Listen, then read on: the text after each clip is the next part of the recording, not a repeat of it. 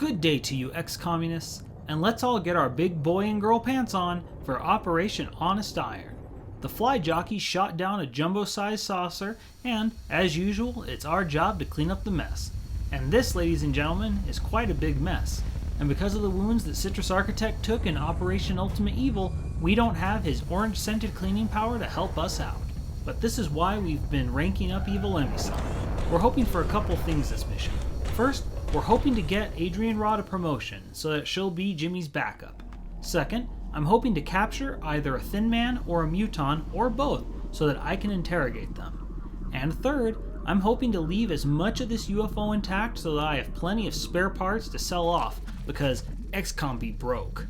But as I ponder our team's poverty, we hear something moving.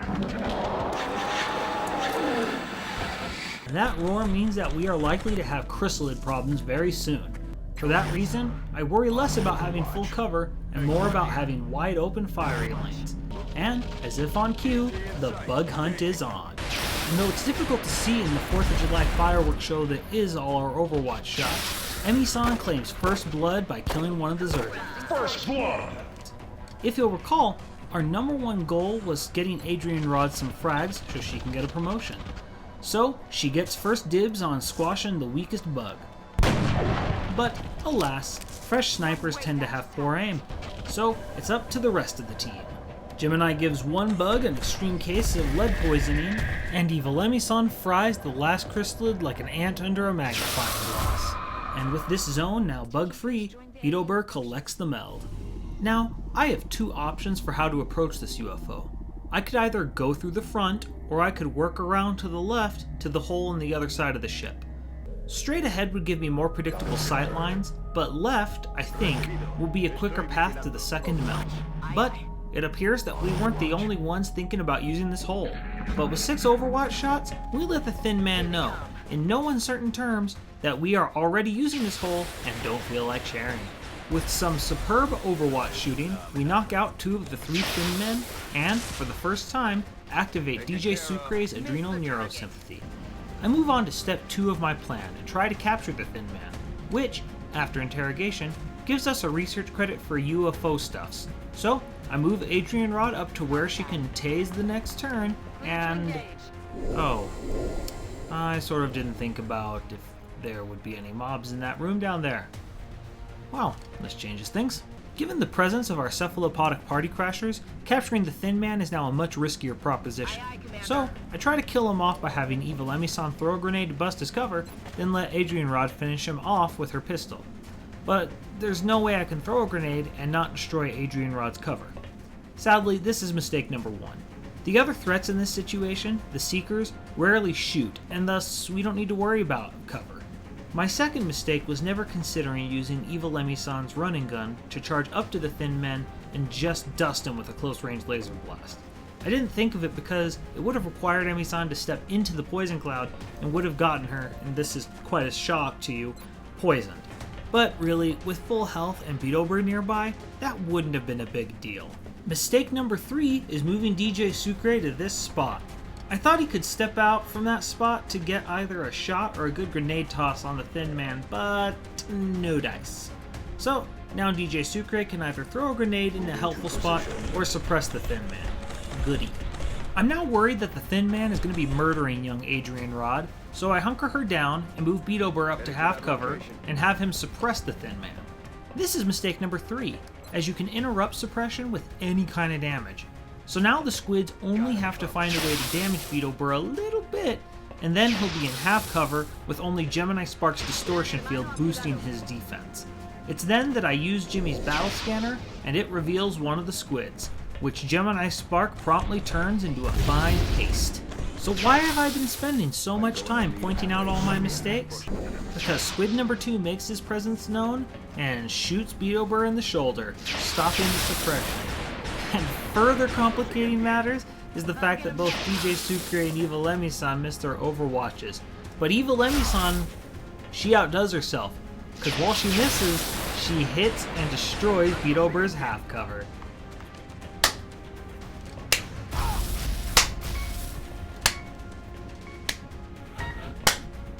But despite that series of unfortunate events, Beetleborg is still alive but bleeding out. If we can just get him a health kit, and he was the one with the health kit, why can't we take the health kit off of his body and use it on him? It makes no sense! Okay, so if we're gonna save Beetleborg, we need to kill the rest of the aliens before 3 turns end. This Thin Man, this Squid, the Outsider, and pray to the random number generator there are no other aliens on the map. So yeah, things aren't looking great for Beetleborg. But we have to try, because we don't want to lose such a decorated soldier, or our only support. So first thing we need to do is to get rid of the Squid. Emi-san, please redeem yourself. Really? Fine. Damn it. Well, we also need to take care of the Thin Man, and I don't want to even test the random number generator's cruelty after that shot. So, Gemini Spark is gonna get to roast him some lanky alien. How about a little fire, Scarecrow? Next, we give DJ Sucre a chance to mitigate our squid problem. Sucre, please show Evil Emi-san how it's done. Thank you. So, now that I think about it, Sarmeta died before meeting Emi-san, then Emi-san killed Maddie, and now Emi-san shot out Beetleborg's cover, then missed the easy shot against the squid we need to save Beetleborg's life. If I didn't know any better, Evil Emi-san might actually be evil. She might be trying to kill everyone who was part of the first operation. Sucre, watch your back, because I'm starting to have concerns about whether or not Emi-san is a mole for the aliens. So we've booked it to where the Outsider should be. Now, we have to hope that when we open the door, it charges forward so we can just use Gemini's last flamethrower blast to kill it. The Outsider is on the lower part of the control room. Really? I spend a few moments in the denial stage of grief, trying to come up with some cockamamie scheme that will kill the Outsider on the lower area. But I have to come to the dreadful terms that Beetleborg is going to die. The team mournfully reloads their weapons, and we all prepare to listen to Beetleborg's final words over the intercom. But as Jimmy throws her battle scanner to check on the Outsider's exact position, Dr. freaking Valen ruins the moment by being bossy and wrong! Attempt to capture one of those creatures using the arc thrower. There doesn't seem to be much left when we attack outright. Are you serious, Dr. Valen? Are you serious? We're all trying to have a poignant moment, listen to Beetleborg's final words, and you talk over him. Over something that we've already done. We have an Outsider captured. Seriously. With Dr. Bossy McNaggy Pants shutting up for 2 seconds, we notice that there are 2 Outsiders this mission. So even if they had been up top, there would have been no guarantee we could have killed them both. In short, the random number generator really wanted Beetleborg to die. Well, the team is ready, so I send Gemini Spark in to give the Outsiders their eviction notice. But instead of leaving, they entrench themselves further, which means it's time for the repo team to wreck their stuff. Collateral damage gets rid of one guy's cover, then DJ Sucre, in Beetleborg's honor, throws a grenade too close for Evil Emi-san's comfort to destroy the other Outsider's cover. Though it was also potentially a warning shot to Evil Emi-san in case she was thinking about offing him too. I want Adrian Rod to get one of these Outsider kills, so I nick the left Outsider with Emi-san's grenade, then drop Jimmy down to finish off the one on the right. And as our snipers kill the Outsiders, we get yelled at again by the completely 100% wrong know-it-all Dr. Valen. Killing these particular aliens gets us nowhere. Our troops should focus on capturing one of them, not killing them. Can't afford to squander these opportunities, Commander. Please make every effort to stun this particular species of alien using the arc thrower. So ends Operation Honest Iron. I want to spend the time mourning the passing of 03 Beetleborg, but no longer can, because the only thing that occupies my mind on the flight home is the passing wonder that if I could splice Dr. Valen's DNA with a sectoid, would she lose a mouth? Or would she instead get some psionic powers and make her all the more worse? Oh, that woman just needs to learn to shut her dang mouth once in a while. We already caught the Outsider genius. We know what we're doing. Thanks for your help. And the cherry on top of this mission is the fact that the person who cleared the path for the Thin Man's plasma blast is the one person to get a promotion. We really need to take a closer look at our promotion guidelines. Regardless, in keeping with the theme of having Emi-san be Citrus's backup, we're giving her rapid fire. We also got a new medal, the Defender's Medal. Woohoo! The big positive from this mission though is that all that wrecked and useless junk, we can sell it. And when it's all said and done, we are 200 double S's richer. Next, we go to the barracks and pay our last respects to Captain 03 Shaman Beetober. There will always be a rack to hang your red fedora on, buddy. But XCOM's work doesn't allow much time for mourning, and we need to get this medal rewarded. So, we choose to gain 2 more HP per med pack, rename the medal the Striker Eureka Medal, and award it to the super fighting robot himself, who has been more happy to take it like a man for us, 09 Gemini Spark. With that done, it's off to Scannon and, kaboom, Precision Lasers completes. So now we can build a laser sniper rifle and laser shotguns. That's right, laser shotguns. We're gonna weaponize refraction, baby. As for our next research topic, we're gonna go with the Outsider Shard, because I'd like to have the option to go assaulting the alien base if we need to. So with all that extra dough, I start some excavation on level 3, then build a laser shotgun, a laser sniper rifle, and the railgun that Gemini Spark should have gotten after heavy lasers research completed, but I couldn't afford. Then, it's back to scanning and the Council has something to tell us, but this time it doesn't look like Lex Luthor as much as it does the Slender Man. Commander, our intelligence sources indicate that a previously unknown organization is attempting to undermine XCOM field operations. We believe this group harbors some misguided sympathies for the invaders, and is intent on acquiring alien technology and artifacts critical to your efforts. Early reports indicate this organization calls itself Exalt. We trust you will isolate the source of this new threat and eliminate it. So, apparently when I told the interns to go buy us some supplies with the company credit card, they shopped at Target before all those credit cards got stolen. Because somehow Exalt got into our bank account and stole 75 double S's from me. Those dastards. I needed that money. Oh ho ho ho. We'll make them pay. So we need to send a soldier out on the recon mission.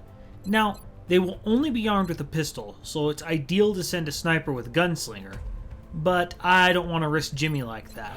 Plus, if I get a mission between now and then, I don't want to be without Jimmy because we need to bring some rookies on the next mission in our search for Beetober's replacement. So I instead send Adrian Rod because, well, honestly, with Silver Warden ready to be backup sniper right behind her, Adrian Rod is more expendable. But we don't actually tell the employees this. Bad for morale. Whenever they ask, you need to tell them, Splice is a good commander. Got it? Good.